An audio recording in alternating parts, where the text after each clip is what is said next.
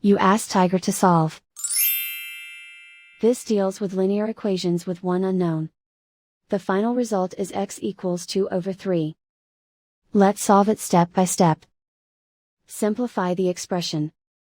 Break up the fraction. Find the greatest common factor of the numerator and denominator. Factor out and cancel the greatest common factor. Simplify the fraction. Group all constants on the right side of the equation.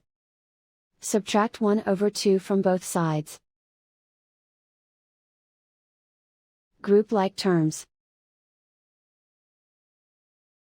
Combine the fractions. Combine the numerators. Reduce the zero numerator. Simplify the arithmetic.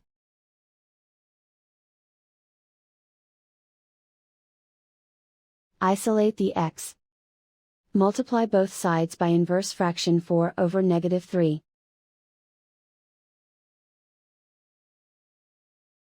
Move the negative sign from the denominator to the numerator. Group like terms. Multiply the coefficients. Simplify the arithmetic.